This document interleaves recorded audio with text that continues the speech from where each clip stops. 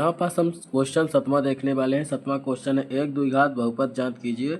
एक हमें बहुपद ज्ञात करना है जिसके शून्यंकों का योग और गुणनफल क्रमशः -3 और 2 दिया हुआ है। ये दो हमें शून्यंक ज्ञात है, शून्यंकों का योग और गुणनफल दोनों, जो कि एक हमें बहुपद ज्ञात करना है। तो हम इसका हल करेंगे। ये पेपर में बहुत मोस्ट है।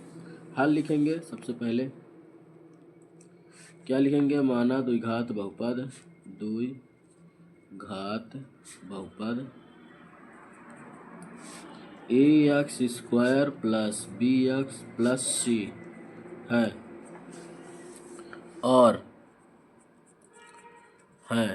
और इसके शून्यंक अल्फा और बीटा हैं। इसके शून्यंक अल्फा और बीटा है। इतना लिखेंगे। फिर लिखेंगे हम पाते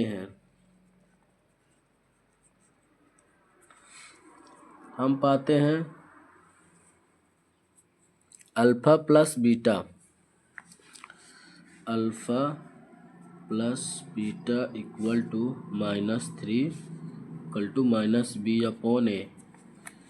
ये जो अल्फा प्लस बीटा है ये -3 शून्यंकों का योग है। ठीक, अब शून्यंकों का गुणांक देखते हैं और लिखेंगे alpha into beta equal to c/a होता है, जो कि 2 है c/a। इस तरीके से यहाँ पास लिखेंगे अल्फा प्लस बीटा और अल्फा इंटू बीटा। तो जो पहला दिया है वो प्लस का हो गया, जो दूसरा दिया है वो अल्फा इंटू बीटा का हो गया। और alpha plus beta equal to होता है -b/a। तो ये -b क्या रहता है? जैसे कि ये b है तो x का गुणांक अपान x² का गुणांक हिंदी में, और c रहता है अचर पद अपॉन x² का गुणांक। मतलब ये जो दोनों से ये है ये सेम होने चाहिए। चलिए इसके आगे हम देखते हैं क्या करना पड़ेगा। इसके आगे हम यहाँ पास लिख देंगे यदि a बराबर 1, हमें एक कैसे मिला? एक मतलब यहाँ कुछ नहीं, हम समझ लिए हैं कि 1 है, यहाँ भी कुछ नहीं तो हम समझ लिए 1 है, इसीलिए हमें a बराबर 1 मिल गया। a दोनों में हम समझ लिए अपने अनुसार कि 1 है। a बराबर 1, b बराबर दिया है माइनस माइनस हो गया प्लस, तो b बराबर 3 और c बराबर क्या है? 2 होगा। कैसे? a बराबर हम मान लिए हैं 1 दोनों में, ठीक, 1 आ गया। b बराबर माइनस माइनस कर गया तो प्लस हो गया तो 3, फिर c बराबर 2। इस तरीके से हो गया। अब हमें क्या करना है कि एक द्विघात बहुपद जिसे कि शून्यंक के शर्तें हैं, क्या हैं शर्तें? x² plus bx plus c है। ठीक, तो हम क्या लिखेंगे? अतः एक द्विघात बहुपद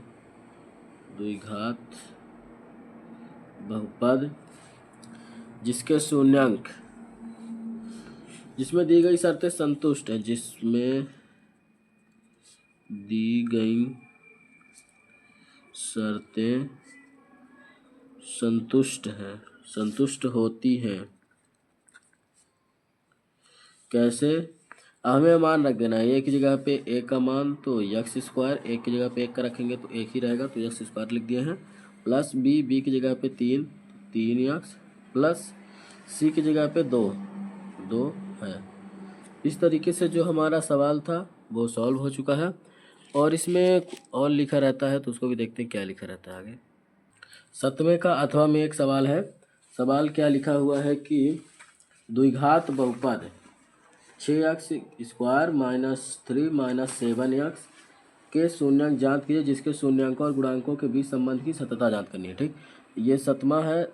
ये क्या था? इसमें कि हमें बहुपद ज्ञात करना था।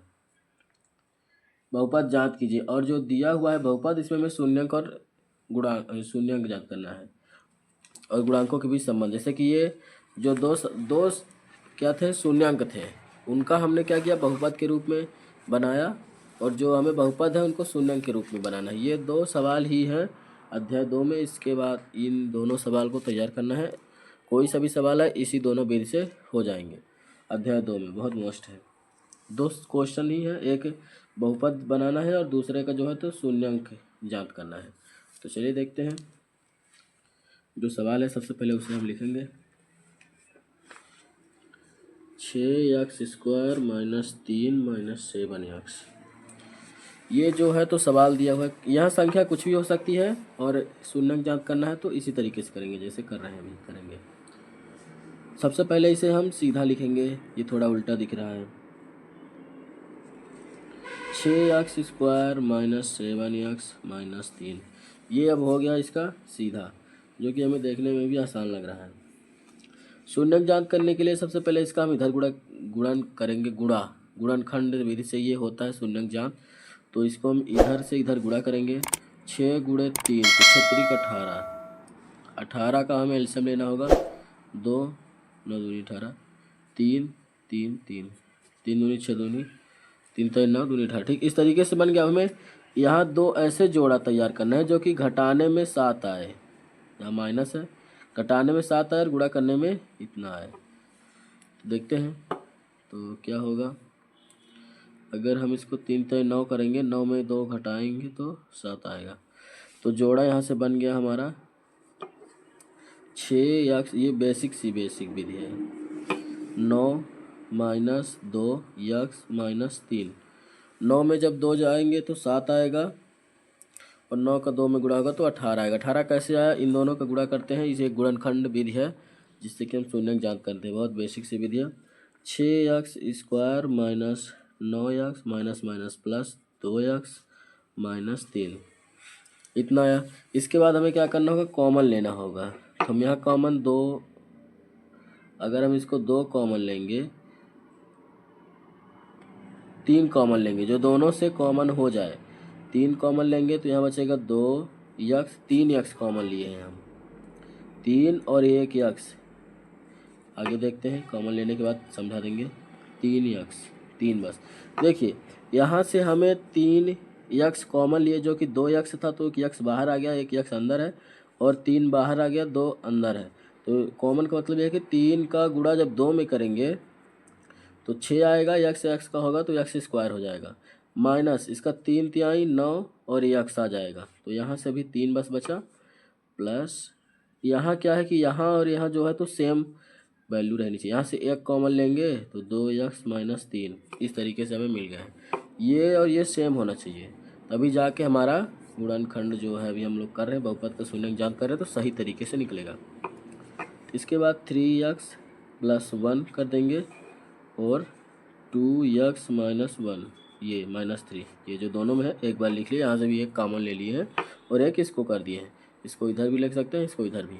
और अगर हमें लग रहा है कि हमारा शून्यंक सही है या गलत, तो हम इन दोनों का गुणा कर देंगे। यहीं पास देख लेते हैं क्योंकि फिर भूल जाएंगे। 3x प्लस 1 और जो है तो ये यहाँ रहेगा 2x माइनस 3, ये जो है तो इस तरीके गुणा है सिंपल तरीके से। इनका इधर गुणा करेंगे तो 6x², इसका इसमें करेंगे माइनस 9x, इसका इसमें करेंगे तो प्लस 2x, ये माइनस 3 के साथ है तो ये यहाँ पास आ जाएगा माइनस 3। तो अब हम इसे जैसे कि सेम सेम है तो घटा जोड़ देंगे, जैसे कि 6x² माइनस प्लस माइनस का चिन्ह, 9 में 2 गए 7x माइनस 3, ये हमें सेम मिल गया है, ये चीज़ मिल गई ना। तो मतलब कि ये हमारे जो दो शून्यंक हमें निकल के आए हैं ये एक बिल्कुल सही है गुणनखंड से। अभी ये शून्यंक नहीं है, बस हाँ निकलने वाले हैं। क्या कर देंगे, इसकी का मान शून्य है, इसलिए 6x² माइनस 3 माइनस 7, ये भी लिख सकते हैं, 7 यहाँ 3 कर सकते हैं। का मान शून्य है, का मान शून्य है जब क्या हो, 3x plus 1 equal to 0, 2x minus 3 equal to 0, 3x equal to minus 1, ये इधर गया तो माइनस के साथ हो गया तो x इक्वल टू माइनस 1/3 और ये 2x इक्वल टू 3 हो गई, माइनस में था इधर गया प्लस, x इक्वल टू 3/2। अब जाके ये दो हमें शून्यंक मिले हैं, ये जो दो हमें अब जाके क्या बोला था कि द्विघात बहुपद इतने के शून्यंक ज्ञात कीजिए। अभी ये हमें शून्यंक मिल गए हैं, गुणांकों और शून्यंकों के बीच संबंध हमें स्थापित अभी करना है। इतना हमें मिल गया जो कि ये दो हमारे शून्यंक बिल्कुल सही हैं और यही शून्यंक जो 7वां सवाल था उसमें दिया था और इस तरीके से हमें बहुपद ज्ञात करना था। अब इसके आगे देखते हैं आगे क्या करना पड़ेगा हमें। तो आगे सबसे पहले लिखेंगे अब शून्यंकों का योग। क्या बोला? शून्यंकों का योग और गुणनफल के बीच संबंध की सत्यता ज्ञात करनी है। शून्यंकों का योग बराबर क्या है? जो दो शून्यंक है उन दोनों को जोड़ना है, तो -1/3 + 3/2। ठीक, शून्यंकों का योग बराबर गुणांकों के बीच, गुणांक का मतलब जो क्या दिया था, शून्यंकों का योग होता है तो क्या होता है -b/a, मतलब कि -x का गुणांक बाहर रहेगा, जो x का गुणांक होगा उसमें माइनस का गुणा हो जाएगा। जैसे कि x का गुणांक -7 है तो 7 में माइनस का गुणा हो जाएगा, अपॉन x² का गुणांक। ये अगर लिखें या ये दोनों सेम है और कर देते हैं, -b/a, तो -b क्या है? -b ये है, ये जो शुरू में दिए रहते हैं, यहाँ पास भी देख सकते हैं वही दिया हुआ है। a हो गया, b हो गया, c हो गया, जो कि हम इसको वहाँ पास सेम मतलब ABC कर देते हैं। तो क्या है -b, तो माइनस प्लस, तो b की जगह पे होगा 7 और a की जगह पे होगा 6। अब ये जो शून्यंकों का योग और गुणांक है, ये तो गुणांक का तो मान निकल आए ये, और हमें इन दोनों को जोड़ घटा के इस तरीके से लाना है, तब जाके ये शून्यंकों का योग सही रहेगा, सही होगा। तो क्या हो जाएगा? दोनों का एलसीएम होता है 6, 3 से अगर इसको भाग देंगे 2 आएगा, 2 के ऊपर -2 प्लस, और इससे भाग देंगे तो आएगा 3, 3 3 9, तो 9 प्लस में ये दोनों तो 7/6 बराबर 7/6। यहाँ पास एग्जैक्ट जाके ये शून्यंकों का जो है, तो शून्यंकों का योग और गुणांक का संबंध बीच में सत्यता प्रमाणित हुई। अभी एक और है शून्यंकों का गुणनफल। अब हम यहाँ पास लिखेंगे शून्यंकों का गुणनफल, शून्यंकों का गुणनफल। एक बार हम सवाल और पढ़ते हैं, हमें लग रहा होगा कि क्या याद करना है। लिखा है कि द्विघात बहुपद 6x² -3 -7x के शून्यंक ज्ञात कीजिए, जो कि ये दो हमारे शून्यंक निकल आए हैं, और शून्यंकों तथा गुणांकों के बीच की संबंध की सत्यता ज्ञात करनी है। शून्यंकों और गुणांकों, तो शून्यंक ये दोनों हैं, गुणांक ये दोनों हैं, तो दोनों के बीच जो है तो संबंध की सत्यता ज्ञात करनी है। तो शून्यंकों का गुणनफल बराबर अल्फ़ा इंटू बीटा होता है, तो होता है c/a, अचर पद, या हिंदी में भी लिख देते हैं अचर पद, अपॉन x² का गुणांक। ठीक, तो यहाँ पास है शून्यंकों का गुणनफल, तो जो दो शून्यंक हैं इन दोनों का हमें गुणा करना है, तो -1/3 गुणे 3/2 बराबर c/a। c क्या है? अचर पद, अचर क्या है? -3, तो -3/a क्या है? x² का गुणांक क्या है? 6, तो 6। ये इस तरीके से, वो अगले स्टेप में ये माइनस हो जाएगा, -3/3 दूनी 6 बराबर -3/6। तो ये जो सत्यता थी ये प्रमाणित हो गई है। शून्यंकों तथा गुणांकों के बीच संबंध की सत्यता ज्ञात करनी है। ये गुणांकों के बीच भी हो गई है, और ये गुणनफल, शून्यंकों गुणनफल और गुणांक, और योग और गुणक। इस तरीके से ये हमारा वीडियो समाप्त हो। वीडियो कैसा लगा कमेंट में जरूर बताइएगा। ये दो जो अध्याय 2 के क्वेश्चन थे, 7वां और 7वें का अथवा, ये बहुत मोस्ट हैं।